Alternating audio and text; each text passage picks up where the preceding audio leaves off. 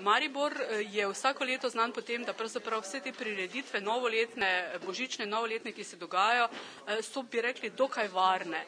Kako pravzaprav poskrbi mesto za varnost oziroma kakšna so priporočila za letošnjo leto? To se mi toliko bolj pomembno zdi tudi letos povabiti Mariborčanke, Mariborčane in ostale obiskovalce, da se ob veselem decembru čutimo tudi varne in da damo svoj prispevek temu.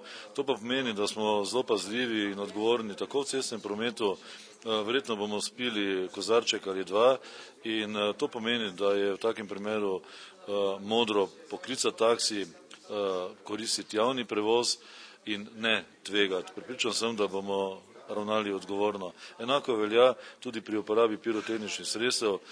Te so lahko zelo nevarni pripomočki, lahko poškodujejo nas same ali tiste, ki so v naši bližini in prav je, da vedno znova povabimo k temu, da se tudi v veselem decembru, pisanem decembru zavedamo, kako pomembno je poskrbeti za varnost nas samih in nam bližnjih in k temu smo poklicani prav vsi.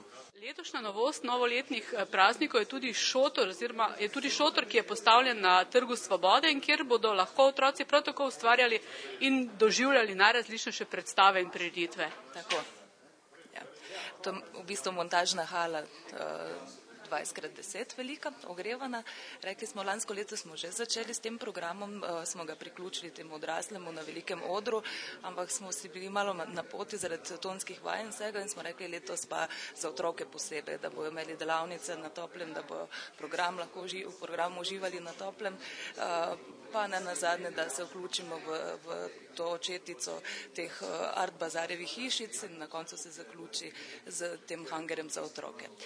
V primeru snega imamo predvidene aktivnosti na snegu, snežene delavnice, prav snežena 2 dneva z Centrom za pomoč mladim bomo zorganizirali igralni dan, drugače pa so predstave oziroma program je tudi pisan, kot samo ime, pisani december, se pravi, da gostimo lutkovna gledališča, pevske skupine, klovneso, čarovnika, tako. Čez teden pa bomo gostili šolske skupine, šolske otroke, ki se bodo predstavili svojo dejavnost in imeli svoje božične bazarje tam.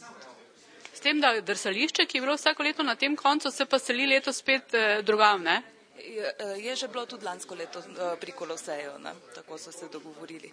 Ni prostora za vse, čeprav bi bilo luškano, da je bilo drsališče tudi tam zraven. Ne? Pričakujete tudi kakšne organizirane skupine, da bodo prišle? Ja, se vrtce, šole, ne? S temi smo že v dogovoru, različne zavode, ki se bojo vključili, v sklopu programa bo potekalo na način organiziranih skupin.